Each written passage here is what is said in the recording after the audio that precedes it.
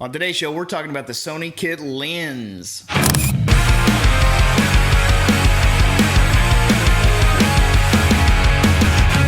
Hey there folks, welcome back to the Photo Video Show where we explore all things photography. I'm your host Mark Puckett. Today's show, I want to talk to you guys just a little bit about the Sony kit lens. I have had just a literal mountain of emails asking me, what do you think about Sony's kit lens? Is it any good? Should I get it? Is it worth it? What's it do? What are its problems? And I have a really hard time keeping up with everything, so again, I resort to making videos so that I can just reference the video from here on out. Let me start off by saying this video right now is being recorded with the Sony kit lens and not on the a6000. This video right now is being recorded on the Sony a5000. Let's get into it. Is the Sony kit lens any good? I've heard numerous people talk about how it is just a complete and total piece of garbage. Is it a piece of garbage? My short answer is hell no. The Sony kit lens is actually a pretty amazing lens in my opinion. But before we get into that, I have to ask you guys a couple of questions. What do you do for a living? Is your job to sit on YouTube and watch some guy dissect a picture that he took with X, Y, and Z lens to check for chromatic aberration? Maybe your job is to sit around and look at photographs all day and try and detect slight hue shifts in the color.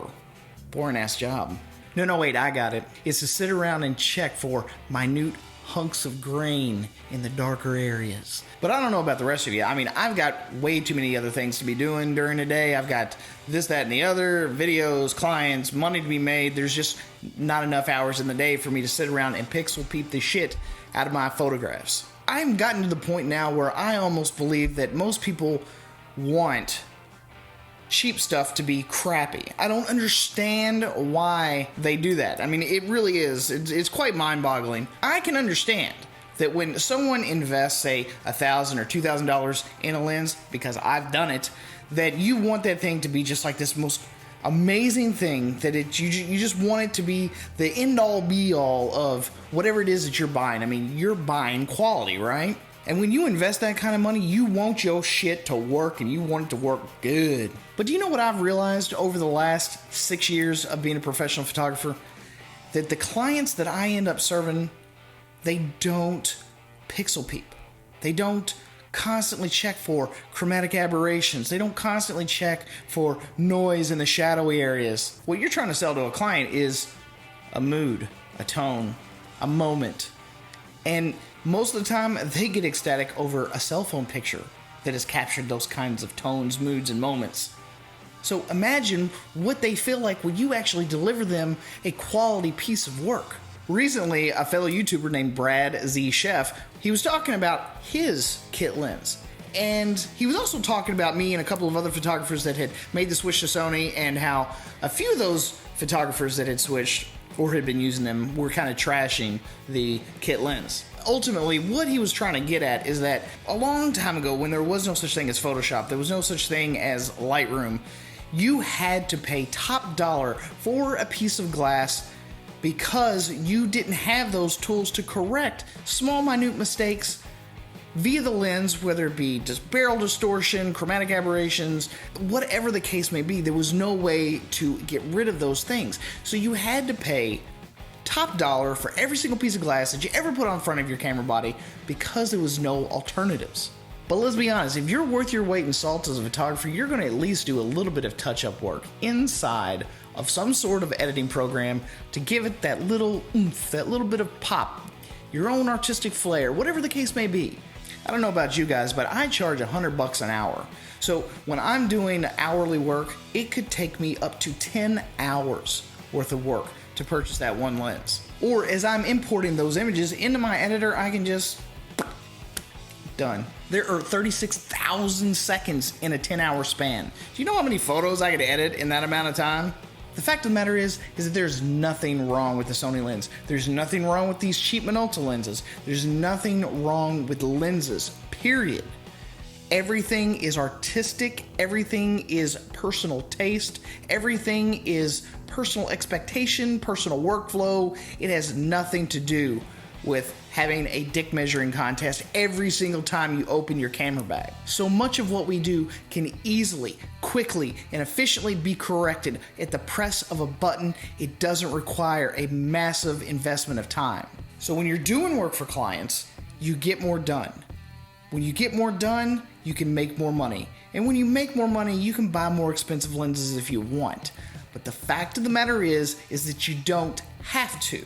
It's not a requisite to being a good photographer. Being a good photographer is all about skill and your creative eyeballs. That's it. If you're just now getting into photography and you happen to pick up a Sony camera and it happens to have a kit lens, if you don't already have the kit lens, go ahead and get it. It's good. I enjoy it. I use it daily. I'm using it right now. But a word of forewarning, newbies, don't let these pompous asshole pricks on YouTube make you feel like you're not good enough or that your work isn't good enough. There are so many photographers out here that literally bash other photographers every single day. They ruin another photographer's self-confidence. It ruins their creative drive to get out there and try harder and do better. It really pisses me off that if you don't have a $2,000-$3,000 camera body and have a $2,000 hunk of glass hanging off the front of it, they make you feel like complete and total shit. I don't want to ever discourage anyone that ever watches any of my videos. You can take amazing photographs with just about anything. Anything we have right now is better than everything that the photographers had in the last 100 years. This stuff is so advanced, it's so amazing. Don't let them run you over. Don't let them kill your creative spirit. If you've got a camera and you've got a lens, go out there and make some art. Make something beautiful, make somebody happy, and make yourself some money. Where I would focus, if I were you, I would spend all my time learning composition. I would spend it more on lighting. I would spend it more on doing creative projects. Do creative art shoots, fashion shoots, everything, and do what makes you happy. So I apologize if this ran a little long and got a little preachy. I do seriously apologize for that, but I needed to get that off my chest, and I wanted to answer a few questions about the Sony kit lens that I personally feel it's a great lens, and if you don't have it, grab it. I mean, it's like $150 or something, and most of the time it's going to come with any of their brand new mirrorless cameras. Go ahead and get it. I mean, I think it's that good. It is a great little walking around lens. It's a great little portraiture lens, and if you know how to light, you're going to be perfect. Don't sweat it. So if you guys like this video, please give it a big thumbs up, share it with your friends, and subscribe to the channel. At any rate, thanks again for stopping here at The Photo Video Show. I'm your host, Mark Puckett, and I will see you guys again on the next one.